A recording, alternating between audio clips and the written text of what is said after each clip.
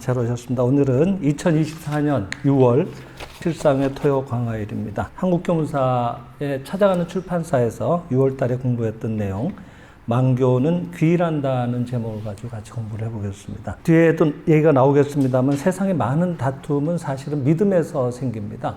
그리고 그 믿음의 가장 그 정점에 있는 게 아마 신앙이라든 종교가 아닐까 생각이 되는데, 실제로 또 종교의 차이 때문에, 믿음의 차이 때문에 가정에서 반목하고 있는 일도 많이 있는 것으로 알고 있습니다. 결국은 우리는 하나의 진리를 공부하고 있다고 믿고 있는데, 과연 망교는 귀일한다고 하는 관점에서 봤을 때 그런 내용들이 어떻게 설득력을 지니는지를 한번 살펴보고, 그래서 서로 즐겁게 상호 존중하면서 진리를 공부해 나갈 수 있는 그런 계기가 됐으면 해서 이런 시간을 마련을 했습니다. 세상에서는 그걸 종교다원주의라고 부르는데요. 종교다원주의라고 하는 것은 모든 종교는 동등하고 나름대로 종교적인 진리가 거기에 있다라고 보는 그런 입장입니다.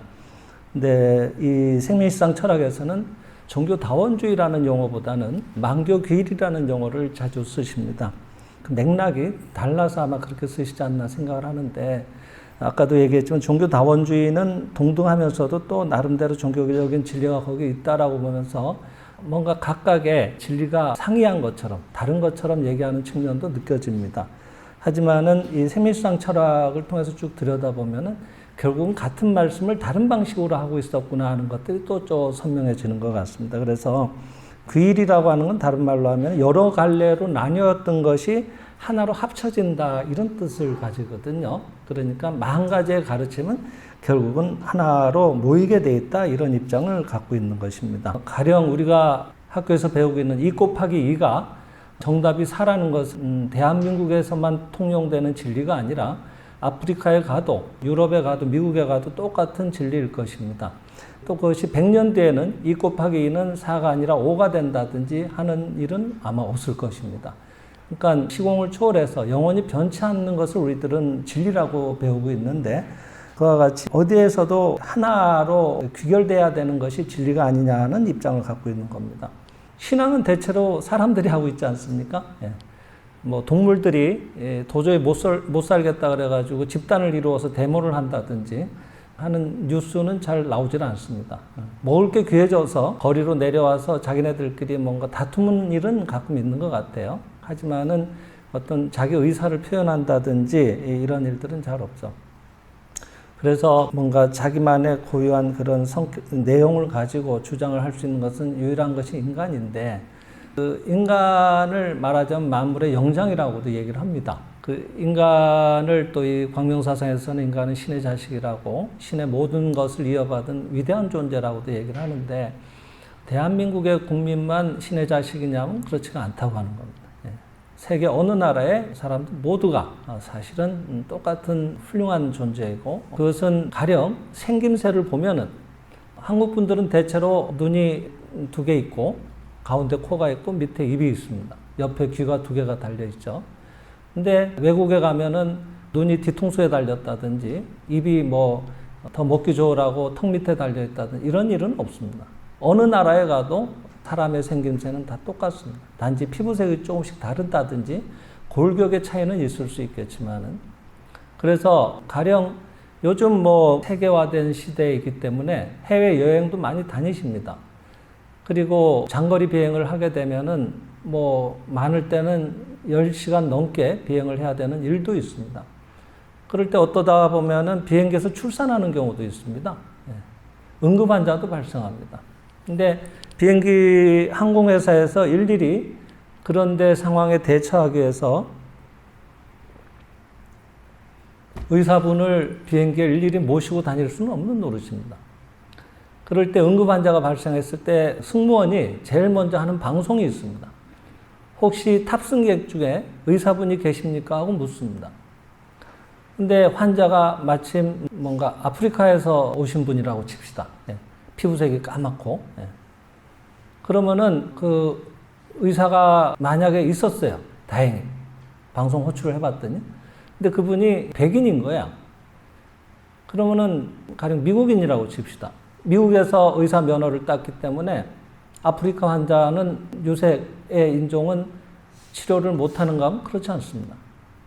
누구나 거기는 동의하실 겁니다. 전혀 의심을 하지 않습니다. 그 얘기는 어떤 모습을 하고 있더라도 설계자가 한 분이라고 하는 얘기입니다. 우리는 한 분에 의해서 설계된 것입니다. 그분을 기독교에서는 하나님이라고 얘기하고 불교에서는 신을 부정하지만은 결국은 이따 뒤에 얘기가 나오겠지만은 신을 부정할 뿐이지 그 근본 원리는 같습니다. 기독교에서 말하는 하나님도 결국은 말씀이라는 얘기가 실제로 성서에 나옵니다. 태초에 말씀이 계셨고 말씀이 하나님과 같이 계셨고 하나님이 곧 말씀이 곧 하나님이다 이런 얘기가 요한복음에 나오거든요. 예, 말씀인 거예요. 말씀이 구체화되면은 행동이 되고요. 말씀으로 되기 전까지는 마음의 말도 있습니다. 불교에서는 신죽불이라고 해서 마음을 강조합니다. 모든 것이 우리 마음으로 창조한다 그랬습니다. 그러니까 여태까지의 기독교 신앙은 어딘가 구름 높은 곳에 이렇게 근엄하게 앉아 계시면서 천지를 창조하시고 내려다보시는 그런 인격적인 신을 우리는 믿어왔던 겁니다. 근데 그렇지가 않다고 하는 겁니다. 결국은 로고스라고 할까 말씀입니다. 불교도 말씀입니다. 같은 얘기를 하고 있는데 똑같은 한 분에 의해서 한 분이라고 해도 여기서 분은 인격적인 분을 말하는 게 아닙니다. 원리를 말하는 겁니다. 하나의 원리에서 우리는 다 같이 태어나온 것입니다. 그러니까 결국은 하나로 모일 수밖에 없는 것입니다. 의사의 예를 들었습니다만 충분히 어떤 말씀을 제가 전하고 싶었는지 이해를 해 주셨으리라고 믿고 다음 말씀 드립니다. 지금 현재로 세계에서 제일 많은 종교가 무슨 교라고 생각하십니까? 이슬람교입니다.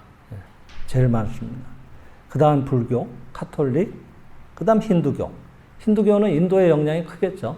인도가 지금 어떻게 보면은 세계에서 인구가 워낙 나라가 방대하고 행정적인 것들이 잘 짓기가 어려워서 그렇지 중국보다 많다는 얘기가 지배적입니다. 그러니까 대부분이 또 힌두교를 신앙하시니까 많죠. 그 다음 이제 기독교, 그 다음 그 뒤로 유대교라든지 여러 가지가 있겠죠. 근데 거기에 들어가는 이슬람교라든지 또는 뭐 불교도 신을 우리는 부정한다고 했지만 결국은 같은 말씀이라는 걸 방금 얘기도 드렸지만은 하여튼 이슬람교라든지 카톨릭, 기독교, 개신교라든지 카톨릭이라든지 그 다음에 유대교,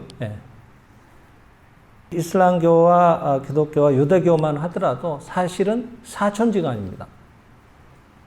유일신을 믿습니다. 더군다나 이슬람교는 아브라함을 똑같이 존중을 하고 구약을 믿습니다. 그래서 그런 것들이 부정이 되면 이슬람 자체가 존재하기가 어렵지 않겠나 생각합니다. 그 뒤에 해설의 차이가 있는 겁니다. 유대교에서는 아직은 구약이라고 하죠. 모세에게 하신 그런 하나님의 약속이 아직은 이제 기다리고 있는 입장이고요. 그래서 유일신 하나님만을 믿는다고 하면 기독교에서는 삼위일체라고 해서 성부와 성자와 성령을 믿죠. 그리고 예수를 메시아로 보고 있는 겁니다.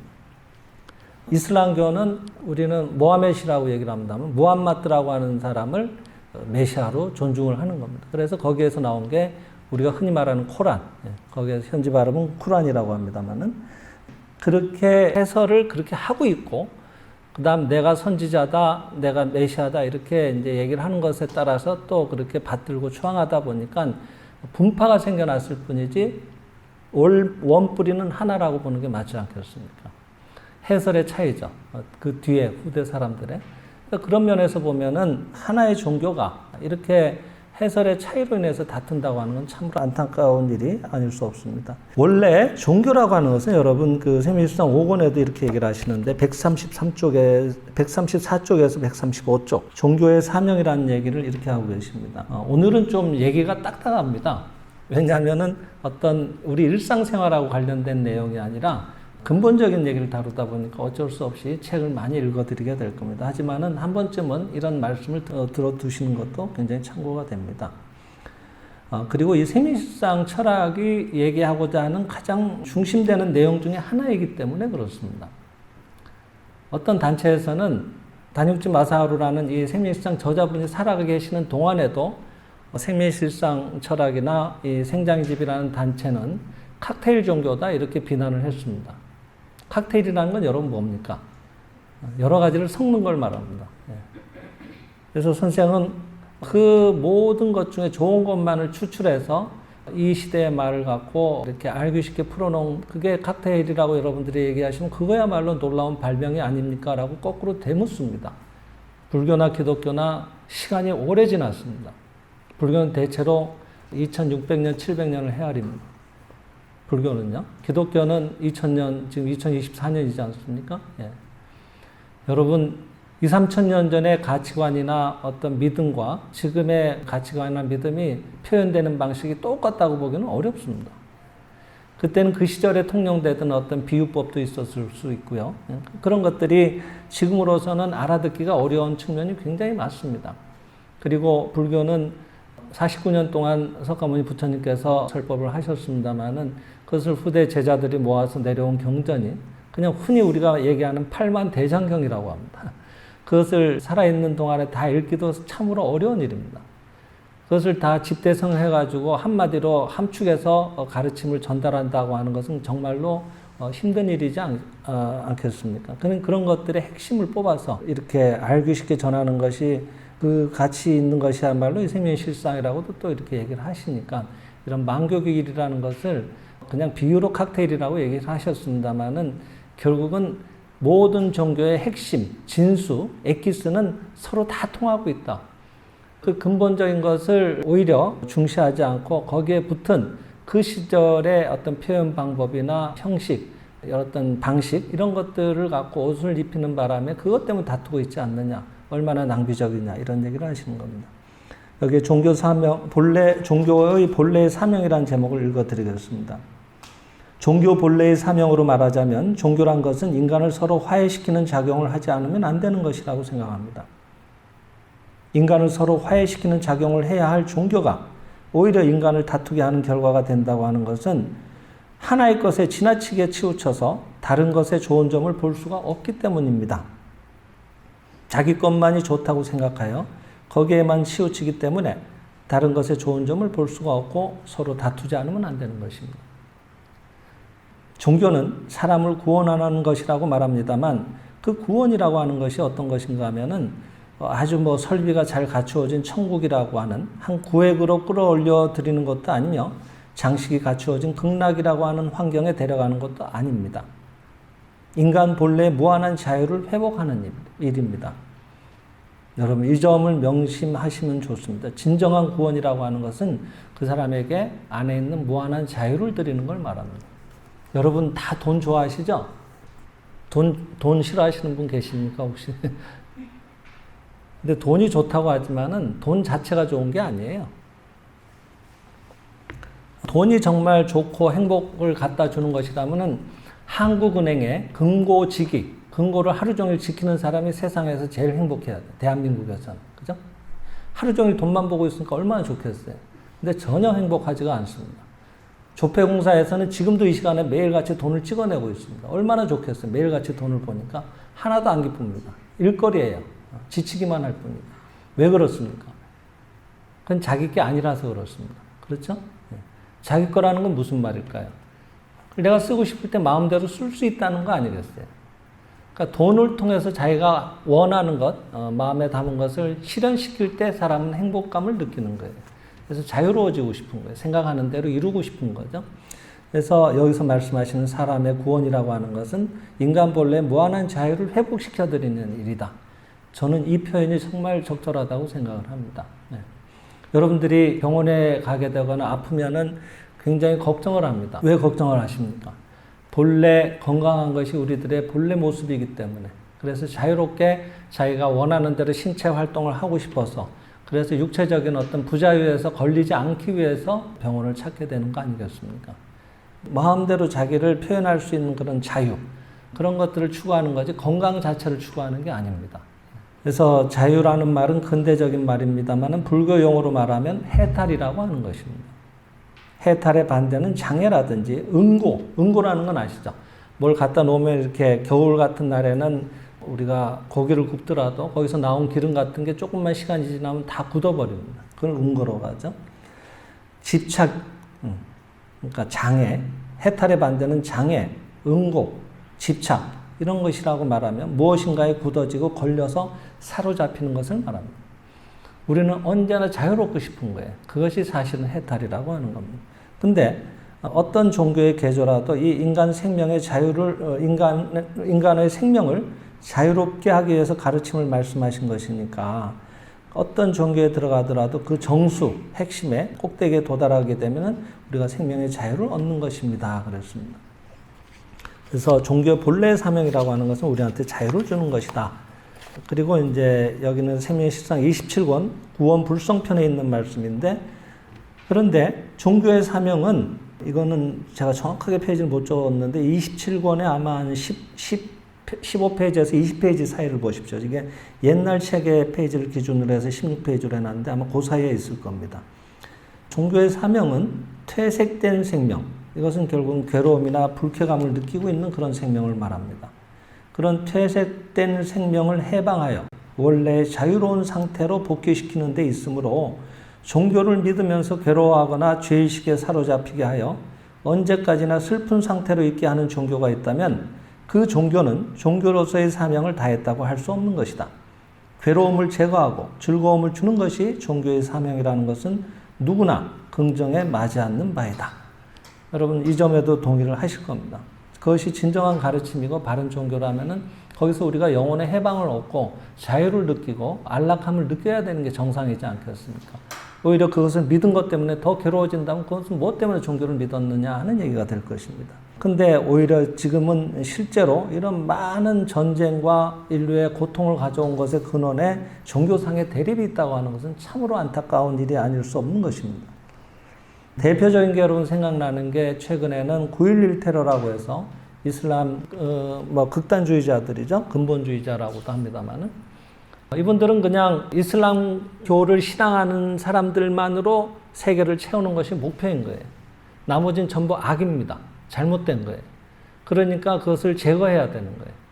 그 핵심이 됐던 게 미국이었던 거예요. 그 타겟이. 그래서 미국의 부의 상징이라고 하는 무역센터를 공격을 했던 것입니다. 그러면서 그 사람들은, 테러리스트들은 그것을 성전이라고 했습니다. 성스러운 전쟁이라고 했습니다. 그래서 기꺼이 죽어갔던 겁니다. 자신도 같이 비행기에서 그 수많은 목숨과 같이 자살 테러를 감행을 했던 거죠. 그들이 부딪히는 순간에 뭐라고 외쳤을 것 같아요? 신이라고 외칩니다. 이슬람교도에서 말하는, 이슬람교도들이 말하는 신은 알라죠. 그죠? 우리는 알라 신이라고 합니다만은 알라라는 말 자체가 신이라고 합니다. 뜻이. 그러니까 알라 신 그러면 신 이렇게 되는 거예요. 그러니까 이상해지죠. 그러니까 알라라고 외치고 거룩하게 순교를 하는 겁니다. 근데 사람을 죽여가면서까지 전 세계를 공포에 떨게 하면서 그것이 과연 순교라고 할 수 있느냐 하는 겁니다. 그것은 해설의 차이라고 봅니다. 모두를 화합시키고 하나의 뿌리에서 나온 모두가 생명의 형제 자매고 각가지의 모양으로 서로가 이렇게 다양하게 꽃을 피우는 것의 아름다움을 존중하지 못하는 겁니다. 자기식이 아니면 다 잘못됐다고 하는 것은 그야말로 모순 아니겠습니까? 저는 인도에서 한 달 동안 생활한 적이 있는데요. 인도 그러면 여러분 불교의 발상지 아닙니까? 근데 인도에 어딜 가도 불교 사원이 잘 안 보이더라고요. 전부 힌두 사원하고 무슬림, 이슬람교 사원이 많아요. 우띠라고 하는 굉장히 관광지로 유명한 데를 한번 가본 적이 있습니다. 거기에 모처럼 불교 사원이 하나 있더라고요. 그래서 반가워서 가봤더니 중앙에 모셔놓은 부처님이 코끼리 코를 하고 계시더라고요. 부처님 상이. 인도니까. 인도는 코끼리를 굉장히 그렇게 숭상하지 않습니까? 소도 그렇고. 시내 나가보면은 소가 온 동네 다 돌아다녀요. 그래서 무슨 시장에 가서 뭐 물건 고르려고 이렇게 뭔가 이렇게 들여다보고 있으면 뒤에 와서 누가 툭툭 건드려요. 누구야 하고 보면은 소가 와가지고 뭘 좀 달라고 이렇게 자꾸 밀고 있어요. 그래도 집주인이 절대로 때리질 않아요. 이렇게 점잖하게 이렇게 나가시라고 밀어내요. 그래서 소들이 아주 자유롭게 뭐 이 가게 저 가게 구경도 하고 뭐 길거리에도 잘 많이 돌아다닙니다. 그만큼 존중한다는 거죠. 코끼리도 마찬가지. 그러니까 부처님을 코끼리의 형상으로 딱 해놓은 거예요. 근데 인도의 불교도가 한국에 와서 우리 여기에 절에 모셔진 부처님 상을 보고 이건 잘못된 부처상이라고 그것을 뭐 때려버린다든지 부셔버린다든지 하면은 그거야말로 어처구니 없는 일 아니지 않겠습니까? 그쪽은 코끼리가 그렇게 존중받고 흔하니까 그 모습을 딸 수는 있지만 한국에서는 코끼리를 보기가 힘들거든요. 근데 그거는 격가지에 그냥 거기서 자연히 그 지역이나 문화나 풍토에 따라서 발생된 하나의 습관이고 파생된 부분들이지 부처님의 근본 가르침하고 코끼리 형상하고 무슨 관계가 있겠냐 하는 겁니다. 근데 그런 것 때문에 죽기 내기를 하고 서로 싸우고 있다는 건 그야말로 어처구니 없는 일이 아니냐 하는 얘기를 드리는 겁니다. 사실은 이슬람은 대단히 그 평화로운 종교입니다. 그리고 만민 평등을 주장하는 데고 여성의 권익을 제일 먼저 크게 강조했던 그런 종교입니다. 벌써 그런 것들이 7세기에 이루어졌다고 하니까요. 세계 최대의 무슬림 국가는 인도네시아입니다. 인도네시아는 여러분 어떻게 생각하실지 모르지만 굉장히 큰 나라입니다. 인구가 세계에서 5번째로 많은 나라예요. 2억 8천만 명이나 됩니다. 그 중에 87%가 이슬람교를 신앙하고 있습니다. 인도네시아의 이슬람교가 대체로 굉장히 바람직하고 건전합니다. 굉장히 평화주의자들입니다. IS라든지 저런 단체는 사실은 변질된 겁니다. 말은 종교를 앞에 내세우고 있지만 그 사람들은 사업을 하고 있는 겁니다. 인재를 납치해가지고 거기에서 돈을 뜯어낸다는 이런 일들을 서슴지 않고 하고 있습니다. 종교하고 전혀 관계가 없다고 봐도 되는 거예요. 너무 지나치게 그렇게 극단으로 가는 것들은 우리가 항상 유의를 하는 게 좋죠. 그래서 이 생명의 실상 철학, 이 생장의 집의 가르침은 그런 만교 규일, 모든 가르침은 결국은 다 모여서 하나로 모일 수밖에 없다는 원리를 늘 강조를 하시는데, 그렇다면은 이 생장의 집은 지금 종교 법인으로 일본에서는 등록이 돼 있으니까 일본에서 발생한 또 하나의 그럼 종파가 아니냐 이렇게 보시는 분도 있는 거에 대해서 선생은 이렇게 얘기를 하십니다. 그것은 그런 편협한 종교가 아니라고 하는 겁니다. 보통 내가 종교를 새로 만들면은 그 처음으로 만든 사람을 교조라고 얘기합니다. 근데 생장의 집은 교조라는 말을 일절 쓰지를 않습니다. 총재라는 말을 씁니다. 총재라고 하는 것은 어떤 의미를 지니는가 하면은 네이버 사전에 이렇게 나와 있어요. 어떤 기관이나 단체에서 모든 사물을 관리 감독하면서 결제하는 것, 아니면 또 그렇게 하는 사람, 이것을 총재라고 하는 겁니다. 그러니까 대표적인 게 뭐 한국으로 치면 중앙은행 총재, 그 다음에 적십자사 총재 이런 말을 씁니다. 그러니까 어떤 모임을 대표하는 성격을 갖고 있을 뿐이지 거기에 가르침을 새로 창시하고 이렇게 아니라고 하는 거예요. 그리고 얼마 전 영상에서도 소개드렸지만은 이 다니구치 마사루라는 분은 1930년도에 3월 1일 날 우리로 치면 월간 광명과 같은 생장의 집이라고 하는 세이조 노이에라고 하는 한 권의 월간지를 발행을 합니다. 그게 창간 기념일이에요. 1930년 3월 1일이. 그래서 그게 지금 생장의 집의 입교 기념일로도 지정이 되어 있습니다.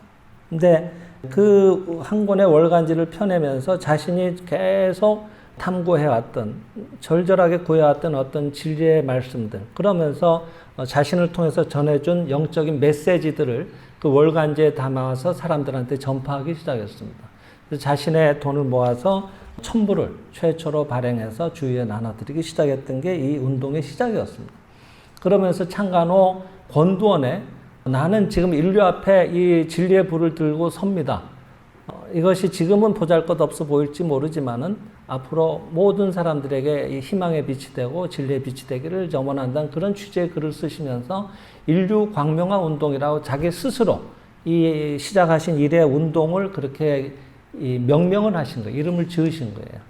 그냥 한 사람이 인류를 더 행복하게 하고 진리의 근원에 모두가 눈떠서 이런 생명의 자유를 회복하게 해드리자는 그런 취지로 운동을 시작하신 겁니다.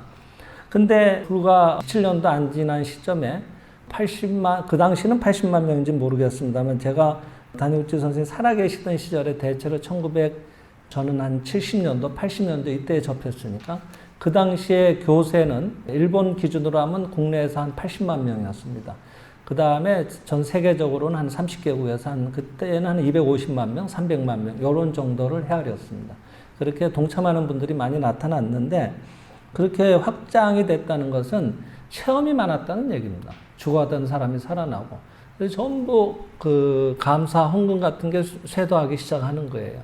근데 이게 개인 단체로 돼 있으면은, 개인 운동하는 단체로 돼 있으면은 증여세라고 하나요? 그냥 불로소득이잖아요. 그러니까 그냥 받은 거니까 다시 다 되돌려 드려야 돼. 70%를 세금으로 국가에. 그럼 드린 분도 보람이 없는 거예요. 그리고 이쪽에 물론 그 취지를 살려서 뭘 사업을 하기도 어렵고, 그래서 1947년에 문부성이라고 하는 일본의 우리로 치면은 문화공보부 비슷한 그런 곳일 겁니다, 아마. 그런 데에서 권유를 해서 사회단체법이라고 하는 게 있는데, 일본은 특이하게 50명 이상 모이면은 종교법인을 내줍니다. 예. 그러니까 오음진리교라든지 별 희한한 종교도 있었던 거예요. 기본적으로 종교 활동을 한다고 하면은 세상 사람들한테 유익한 활동을 한다고 믿는 거예요. 대한민국은 제가 알기로는 그렇게 종교 법인이라는 건 따로 없습니다. 비영리 법인을 말하는 겁니다. 비영리 법인 중에 목적이 종교 활동, 장학 활동 이런 식으로 목적이 규정이 되어 있습니다. 그리고 거기에 모인 돈은 무조건 그 목적에만 사용을 하게 되어 있습니다. 절대로 개인이 어떻게 그것을 취할 수가 없게 되어 있습니다. 근데 그 비영리 법인을 받는 게 거의 하늘의 별따기입니다. 어찌됐든 그렇게 해서 종교 법인으로 국가의 권유에 의해서 등록이 됐을 뿐이지, 그냥 이분은 순수하게 자신도 일개의 구도자로서 이런 인류 광명화 운동을 하고 싶었고, 그것을 여러분들한테 훌륭한 메시지들을 전하는 역할을 하고 싶었습니다. 이런 얘기를 하고 계십니다.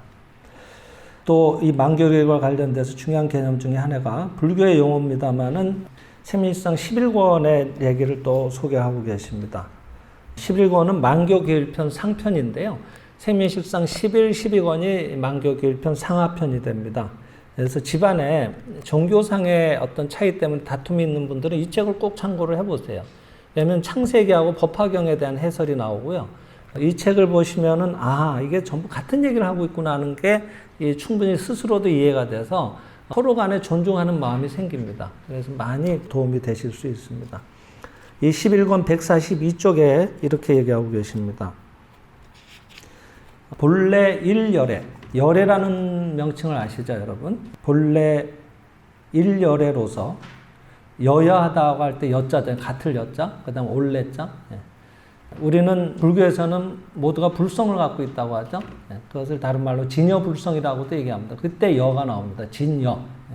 본래 있는 그대로의 완전한 것을 말합니다. 그와 같은 것. 그것이 우리들 본성이라는 거죠. 본래 일력, 하나의 불성, 하나의 온전한 대생명을 말하는 겁니다. 본래 일열애로서 이 열애가 아닙니다. 두 가지의 열애가 아니라고 하는 겁니다. 모든 시방의 국토에서 진리를 설하고 계신 열애는 본래 일체입니다. 하나입니다. 열애라 하면 열애, 즉 대본체인 신으로부터 현현 내생하는 것입니다. 구체적으로 나타나와서 여기 오시는 거다고 하는 겁니다. 생장의 집에서는 모든 종교는 오직 하나의 신의 구원, 우리를 이렇게 구원하시려고 하는 신의 구원의 방사광선으로서, 태양빛이 지금도 찬란하게 빛나고 있지만은 저기에 프리즘을 갖다 대면 7색깔 무지개로 이렇게 총천연색으로 분리가 돼서 보이지 않겠습니까? 그 모든 색을 이미 함축하고 계시고 있는 거거든요, 지금도. 그와 같이 다양한 그런 구원의 방사광선으로서 비춰져 나온다는 게 그것이 우리 모든 종교라고 했습니다. 그래서 구원의 방사광선으로서 바탕은 하나이지만 인간의 교양이나 풍속, 습관이나 시대, 국토 등의 여러 가지 차이가 있으므로 여러 교조가 나와서 여러 가지 가르침을 주시는 것이다 그랬습니다. 모두 그 한 사람 한 사람에게는 존귀한 가르침입니다. 신은 무한 무진의 작용으로서 상대에 따라 여러 가지 작용이 나타나는데, 신을 신벌을 주는 신이라고 생각하고 있는 자에게는 신벌이 나타납니다. 신은 고통을 통해 인간에게 반성을 하게 해주신다는 전통적 관념을 마음의 밑바닥에 가지고 있는 자에게는 또 그렇게 나타나는 것으로서 그러한 신의 작용도 거짓은 아닙니다. 그러나 그것은 신의 모든 작용이 발현된 것은 아닙니다. 신의 작용을 받고 있는 인간의 렌즈에 따라서 광선이 굴절하여 치우친 모습으로서 신의 작용을 받은 것뿐입니다. 우리들 마음의 렌즈를 깨끗하게 해서 신의 모든 것을 조금 더 치우치지 않게 하는 것이 생장의 집으로서, 이 견해에 따르면은 신은 십전의 원상, 십전이라고 하는 것은 모두 갖추어져서 전혀 결함이 없는 것을 십전이라고 했습니다. 그래서 신은 십전의 원상, 둥글 원자잖아요. 그러니까 원만한 상을 말하는 거예요. 모든 것을 그 안에 갖추고 계시는 그런 분이시다고 하는 겁니다. 그래서 본래 신은 하나다. 이런 관점도 우리가 꼭 참고를 할 필요가 있고요. 또 다니구치 세이조 선생은 상쾌하게 살자 하는 본인의 저서에서 이런 얘기도 하십니다. 신은 전부이고 절대자이시다. 따라서 신 이외에는 없는 것이다. 만약 있다고 한다면 그 신은 상대자이고 힘이 부족한 자였다는 것이 된다. 부처는 신 이외에 없고 신 이외에 부처는 없다. 제신 제불이 있는 것처럼 여러 가지의 신이 있고 여러 가지의 부처가 계시는 것처럼 설하고 있으나 일불일체불이고 모든 신들은 유일신의 나타남이며 그 작용이다 그랬습니다. 하나의 근본 아까 대실체라고 할까요? 일열애라 하셨죠? 그 열애의 나타남이다 같은 얘기를 하고 계십니다. 그래서 이 생장의 집에서는 각 종교에 대해서 이런 입장을 가지고 있습니다. 아까도 얘기했지만은 모든 종교가 대생명에서 나온 영원한 반사 광선임을 믿고 타 종교를 배척하지 않으며 타인의 숭앙 이렇게 받들어 모시는 그런 대상에 대한 경배할 것을 약속한다 그랬습니다. 27권 구원불설평에 또 예를 들고 계시는데 27권의 200쪽에 나오는 말씀입니다. 이거는 뭐 압축해 놓은 걸 읽어드려도 되겠네요. 여러 가지 종교가 이 세상에 나타나 있습니다만 그 종교는 모든 것이 이 세상의 빛이 되려는 사명을 띠고 생겨난 것이며 전등의 불빛도 가스등의 빛도 램프의 빛도 또는 성냥의 불도 모든 것이 무엇인가를 비추기 위해서 나타난 것입니다. 그죠? 빛의 역할이라고 하는 건 비추는 데 있잖아요. 그래서 비추기 위해서 나타났다고 하는 거고 모든 종교는 그 빛이 되려는 사명이 있다고 하는 겁니다. 비추기 위해서 나타난 것이기는 하지만 각기 용도가 다릅니다. 쓰임새가 다르다고 하는 겁니다. 작은 회중전등은 회중전등으로서의 용도가 있으며 큼직한 500촉의 전구는 그 나름대로의 용도가 있으므로 좁은 공간의 작은 면적을 비추는데 500촉광의 전구를 사용한다는 것은 오히려 방해가 될 때가 있습니다. 그러니까 그때그때 필요하게 나타나오시는 거예요.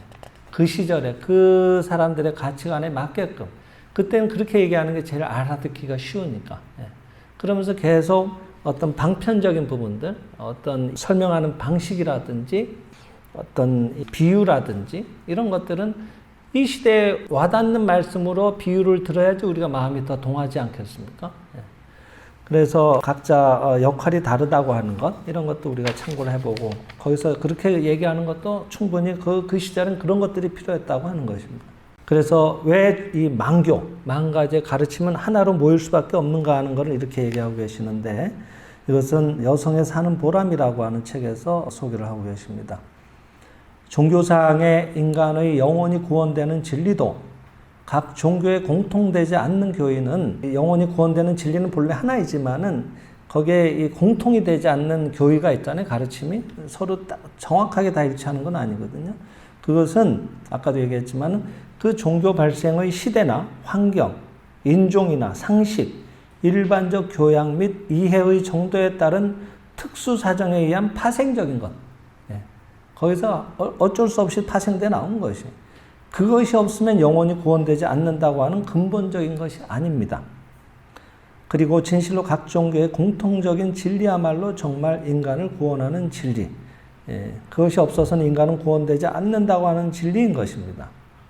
그래서 만교 규일이라고 하는 것은 생장의 집에서는 이렇게 모든 종교에 공통하는 진리를 순수하게 추출하고 그것을 설해서 모든 종교의 진수는 공통, 동일한 진리로 규율한다는 것을 보이는 것입니다. 그러므로 생장의 집에 입교하신다고 해도 이 가르침에 들어오신다고 하더라도 본조는 우주를 관철해서 존재하는 생명의 본원자이므로 그것을 불교에서는 대일열애라고도 이거는 이제 비로자나불이라고 하는 불이죠. 법신불이라고 하는 분입니다. 그렇게라도 칭할 것이고 그리스도교에서는 하늘의 아버지 하나님이 되는 것이며 이슬람교에서는 알라가 되는 것이고 명칭은 다르지만 그 본체는 동일함으로 개종할 필요가 없는 것입니다. 실상의 특징은 어떤 종파의 분이 오셔도 다 동일하게 존중하고 예배를 합니다. 그리고 두 번째 특징은 여기에 오셨으니까 지금까지 신앙했던 건 버리지 않으면 안 됩니다 하는 얘기를 전혀 하지 않습니다. 어떤 분의 어떤 종파의 분이 오셔도 그 종파 참으로 훌륭하죠 하고 그 부분을 존중합니다. 거기에서 말하는 핵심이 있거든요. 그것을 이 현대어로 설명하신 이런 만교 교일편 같은 그런 데 말씀을 통해서 이렇게 훌륭한 얘기를 하신 그 종교가 아니겠습니까? 하고 그 종교를 존중하는 것입니다. 39권 불교편인데요. 불교편 서문에 또 이런 얘기를 하고 계십니다. 이것도 좀 기니까 선생님이 압축해 놓은 부분을 읽어드리겠습니다. 세계의 종교는 하나여야만 한다. 종교가 서로 대립해 있는 상태에서는 인간은 대립할 수밖에 없다. 세계의 평화는 인류가 오직 하나인 본원의 신으로부터 생겨났기 때문에 모두가 한 몸이며 본래 대립할 수가 없다는 진리의 눈뜸으로서만 이루어지는 것이다. 우리가 평화를 지금 외치고 있습니다, 사실은. 지금도 세계 각국에서는 전쟁이 일어나고 있죠. 근데 저희들이 보는 관점에서는 진정한 세계의 평화는 이런 하나의 신으로부터 왔기 때문에 대립할 수가 본래 없다는 것에 눈 뜨는 것으로 인해서 세계의 평화는, 진정한 평화는 이루어진다고 보는 겁니다. 모든 인간의 구원의 원리는 하나여만 한다. 왜냐하면은 인간의 생명의 기원이 하나이니까 그 구원의 원리도 하나여만 한다는 것은 당연한 규결이다. 아까도 우리의 모습을 갖고 잠시 비유를 드렸지만은 생김새가 같으니까 어떤 의사, 어떤 나라에서 의사 면허를 취득했더라도 치유를 할 수 있듯이 설계자가 한 분이라고 하는 거거든요. 그러니까 본래 있게 한 근원이 한 분이기 때문에 그 원리도 하나여야 된다고 하는 거예요. 그것은 결코 틀린 말씀이 아니라고 생각을 합니다. 각 민족과 각 지역과 각 시대적 거칠애 또는 군더더기로 종교의 알맹이가 쌓여지게 되고 이게 덮여지는 걸 말하는 거예요. 거칠애와 군더더기의 차이로 종교가 서로 대립하게 된 겁니다. 아까 제가 말씀드린 코끼리 형상을 하신 부처님을 떠올리시면은 그것에 납득이 되실 겁니다. 그런 게 서로 자기의 부처님의 모습이 옳다고 따지면은 그거야말로 웃긴 일인데 실제로 인류가 지금 그런 일들을 하고 있는 겁니다. 중국에 가면 부처님 또 다릅니다. 저는 안 가봤지만 아직은 중국은 당연히 다를 겁니다. 형상이. 예. 그 형상이 이게 옳으니 저게 옳으니 그렇게 얘기해서야 그게 얼마나 어처구니가 없습니까?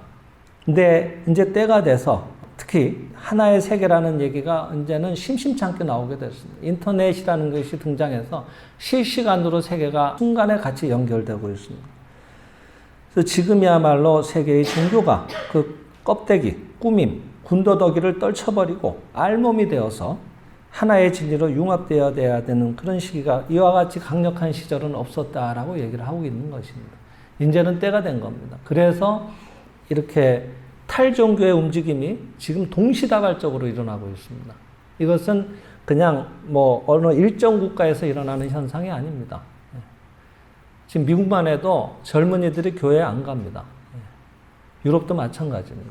한국도 마찬가지입니다. 지금 기독교 쪽에서도 많이 긴장을 하고 자성의 목소리도 많이 나오고 있지 않습니까?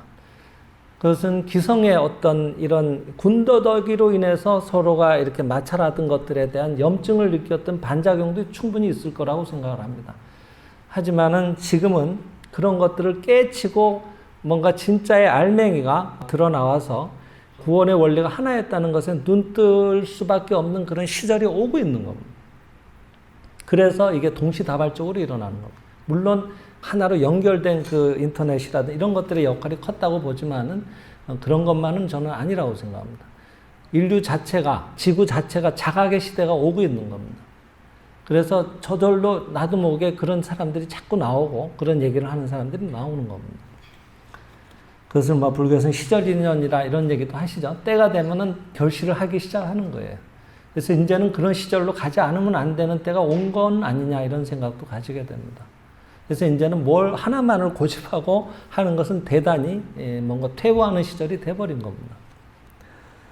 그래서 생장의 집은 생명실상 철학은 모든 종교를 화해시킨다 그랬습니다. 그것이 이 생장의 집의 역할이라고 당당하게 선언을 하고 계신 겁니다.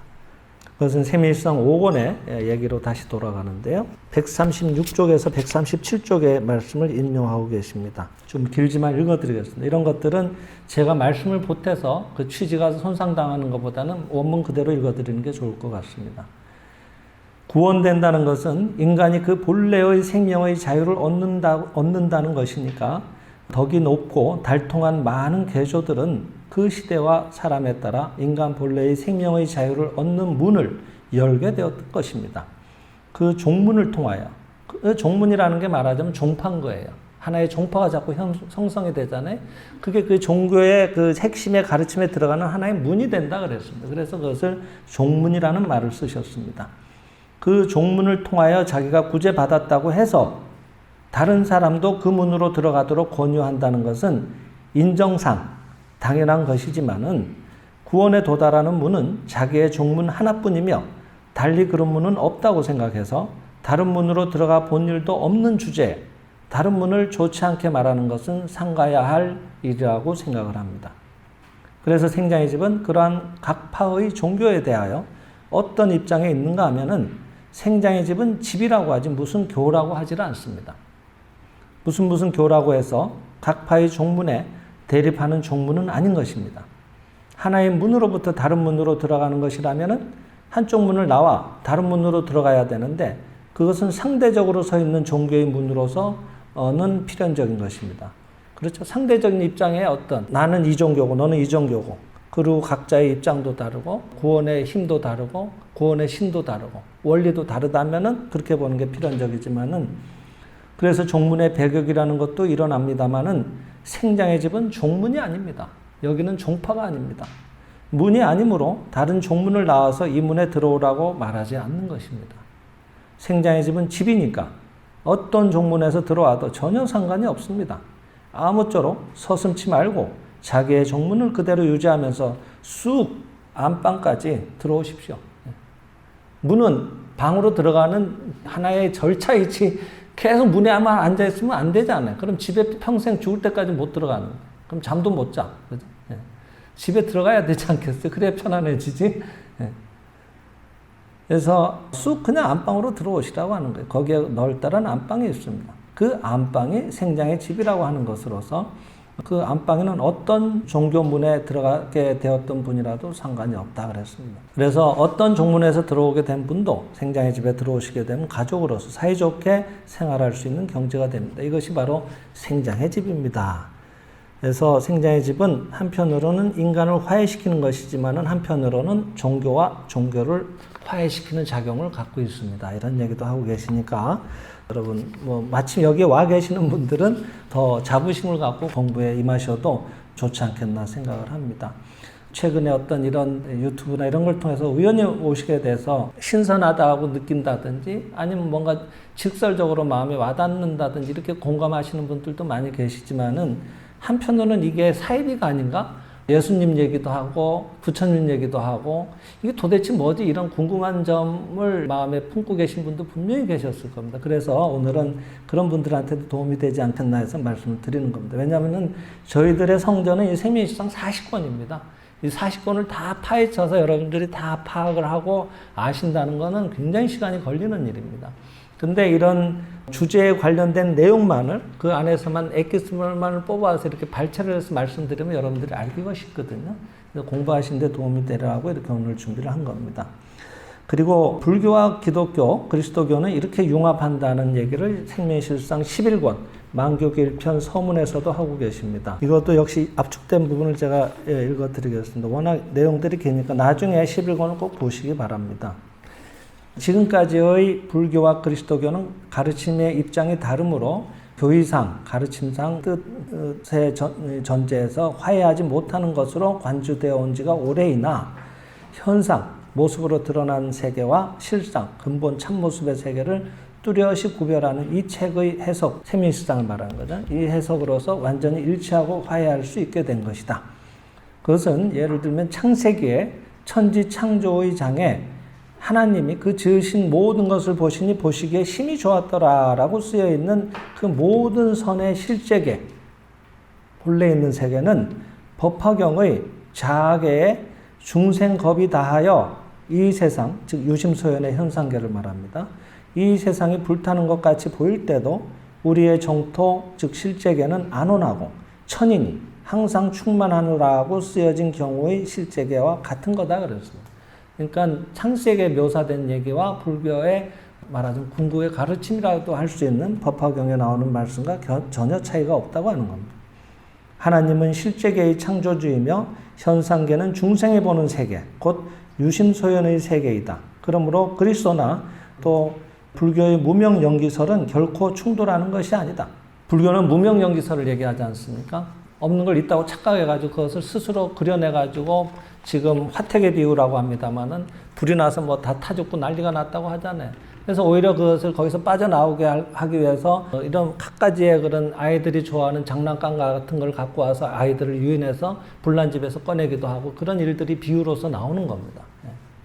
하지만 그런 것은 본래 없다고 또 얘기를 하시거든요. 그러니까 천인이 충만한 세계가 만일 그것이 진실한 세계라고 하듯이 그것을 창세기에서 말하자면 보시기에 참으로 좋았다고 하는 이미 완성된 훌륭한 세계가 있다고 하는 겁니다. 그런 것들을 얘기하실 때는 결국은 그리스도교와 불교는 융합하고 있다고 하는 겁니다. 그리스도교의 사탄은 결국은 불교에 있어서의 무명의 인격적 표현이다 그랬습니다. 사탄아 물러가라 그러잖아요. 그러면 우리는 그것을 어떤 영혼의 나타남이 거기 있어서 사탄이 막 사람을 괴롭히고 이렇게 상상을 합니다. 하지만은 그거조차도 불교식으로 얘기하자면 무명, 즉 없는 것을 있다고 보는 것의 인격적인 표현이라고 하는 겁니다.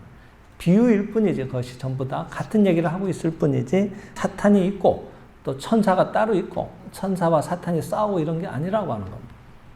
그래서 무명에서 창조되고 연기된 끊임없이 이어지고 있는 이 현상세계만을 보고 천국을 설파하고 정토를 설명하라고 하기 때문에 천국은 지상에 출현하지 않는 것이다. 이 세계가 있다고 보면서 천국을 얘기하고 정토를 얘기해도 이해가 안 되는 거예요. 그래서 예수가 사탄아 물러가라고 한 것은 너의 무명에서 오는 그 마음의 장막을 제거하라. 거기에 정토가 실현되고 천국이 나타나는 것을 찾아내게 될 거다라고 하는 의미라고 선생은 풀고 계시는 거예요. 법화경의 말을 빌려서 얘기하면은 온갖 걱정과 두려움이 충만한 현상세계의 속 깊숙이 불타지 않는 금강불교의 실제계를 찾아내라는 의미이다. 진실로 깨우침을 옳고 지금 여기에 이 금강의 정토를 찾아낼 때 설사 중생이 아비 귀환 속에 있다 해도 그 고뇌로부터 틀림없이 벗어날 수 있는 것이다. 이런 거는 정말로 예를 들어드리지 않으면 알기가 어렵습니다. 얼마 전에 카페에도, 일상의 카페에도 그 체험이 올라왔습니다만은 어제 저녁에도 그분하고 저는 한 1시간 반 정도 통화를 했는데 여러 가지 일들이 많으셨더라고요. 딸의 고막이 10년 동안 녹아내려가지고 고막에 빵꾸가 난 거예요. 천공이 생긴 거예요. 그리고 앞으로 영원히 그쪽은 못 쓰게 될 거라고 하는 거예요. 초등학생의 딸이. 얼마나 기가 막히시겠어요? 근데 그분이 저희들 한국교문사에서 발행한 인생을 지배하는 길이라는 송암 선생님의 저서를 보는 순간에 깨우친 거예요. 그래, 내가 10년 동안 그렇게 듣기 싫어. 제발 그만하세요. 그만하세요. 저한테 왜 이러세요? 하면서 남편의 외할머니가 하시는 그런 갖가지의 원망, 비난, 그 다음에 자책하는 마음, 이런 것들, 한풀이 같은 거죠. 그분은 그것을 자신은 그 남편의 외할머니의 감정 쓰레기통이었다, 이렇게 표현을 하시던데, 그렇게 하소연을 10년 동안을 들었던 거예요. 그럴 일이 있었어요, 그 집에. 그 남편을 키워주시기도 했고, 방송으로는 제가 다 말씀을 못 드리는, 정말 여러분 들으시면 깜짝 놀랄 만한 여러 가지 사연들이 있었던 거예요. 기구한 운명을 사셨던 거죠. 그래서 그 모든 하늘, 옆에 말하자면 손주 며느리죠. 한테 하소연을 했던 거예요. 몸이 불편하고 자기를 이렇게 돌봐주고 있으니까. 근데 그것을 10년 동안 왜 그러세요? 저한테 그러지 마세요. 듣기 싫어요. 듣기 싫어요. 그랬더니 딸의 귀에 구멍이 뽕 난 거예요. 근데 10년을 치료해도 그게 안 났던 거예요. 근데 인생을 지배하는 길 한 권을 읽는 순간에 그냥 딸의 병이 온 걸 자기가 알아차린 거예요. 딸의 귀에 문제가 있었던 게 아니구나. 내 마음이었구나. 듣기 싫다, 듣기 싫다, 듣기 싫다 하니까 듣기 어려운 상태가 나타난 거구나. 내가 사랑이 없었구나. 그 키워주신 여러 가지 은혜나 그렇게 온전히 한풀이를 할 때 얼마나 힘드셨어요? 그래요. 잘 지내셨어요? 잘 견디셨습니다. 진심으로 위로한 적이 있는가? 여러 가지가 후회가 되고, 그래서 그분이 얼마 전에 돌아가셨대요, 5월 달에. 그분을 향해서 진심으로 참여를 한 거예요. 그리고 딸에게도 끌어안고 미안하다고 마음으로 사과를 한 겁니다. 엄마 마음이 잘못된 거를 모르고, 그렇게 네가 고생하도록 방치를 했었구나, 미안하구나 하고 애를 안아주고 사과하고, 제가 잘못 생각했습니다, 용서하세요 하고 이렇게 마음을 제자리에 갖다 놓으니까 순진한 마음이 되니까 10년 동안 빵꾸가 나 있었던, 10년 동안 치료를 해도 낫지 않던 그 귀의 문제가 그날로 사라진 거예요. 병원에 갔더니 병원에서 기적이라고 하는, 특별하게 뭘 한 게 아니에요. 그냥 저절로 메꿔져 버린 거예요. 고막이 막혔대요, 제절로. 그러니까 이제 정상이 된 거죠. 이런 겁니다. 이런 것들을 가리켜서 온갖 걱정과 두려움이 충만한 현상 세계 속에 깊숙이 불타지 않는 건강불개의 실제계를 찾아내라는 의미라는 게 이런 겁니다. 이미 완전한 고막이 있는데도 불구하고 큰일 났다, 애가 고막이 빵꾸가 나고 진물이 나오고 어떡하지 이게 지금 고민하는 거하고 똑같다고 하는 겁니다. 그런 거 본래 없었구나, 내가 잘못 봤구나 하고 마음을 제자리에 갖다 놓으니까 본래 세계가 드러나오더라, 이런 겁니다. 같은 얘기를 하고 있다, 기독교나 불교나 이런 얘기도 하고 계십니다. 또 이런 얘기도 하십니다. 생민실상 21권, 이거는 굉장히 중요한 책이에요. 경전편인데요, 여러분들 늘 읽으시는 감로의 법의 해설편이거든요. 거기에 보면은 18에서 19쪽에 또 이런 얘기가 있어요. 일단 요약해 놓은 걸 말씀을 드릴게요. 석가모니는 21권 경전편입니다. 18쪽, 19쪽. 석가모니는 이 물질의 세상과 그 창조주를 완전히 부정해버린 뒤에 이 세상을 만들고 고정시킨 힘이라고 하는 것은 어떤 것인가 하면 무명이다, 미망이다. 이 세상이라는 것은 홀연히 나타난 무명을 기원으로 하여 인연에 의해서 일체의 것이 이런 식으로 만들어진 것이다 하고 주장하신 것이다.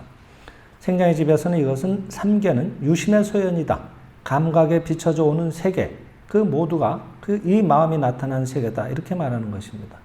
그러니까 현상은 있는 것처럼 보이지만 없다는 얘기가 그 얘기거든요.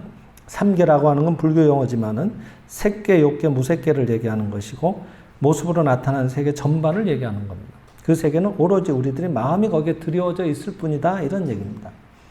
그래서 그것을 불교에서는 무명이다 하고 얘기를 하신 겁니다. 그래서 그 나온 게 무명연기설이라고 아까 말씀을 드렸습니다. 근데 이것은 불교만의 얘기가 아닙니다. 기독교에서는 요한복음 13장 36절에 그리스도도 분명히 내 나라는 이 세상에 속한 나라가 아니다 라고, 자신의 나라는 이 나라가 아니고 이 물질의 세계가 아니다라는 것을 성서 속에서 분명히 말씀하고 있는 것입니다. 그리스도는 결코 자신의 아버지인 하나님이 이 물질의 세계를 만들었다고도 말하고 있지 않습니다. 그래서 이 물질은 없다고 하는 생장의 집이 발견한 척도에 의해 그리스도교를 해석해 나가고 불교를 풀어나갈 때 비로소 하나님이라고 하는 것과 부처님이라고 하는 것이 하나라고 하는 것을 알게 되는 것입니다.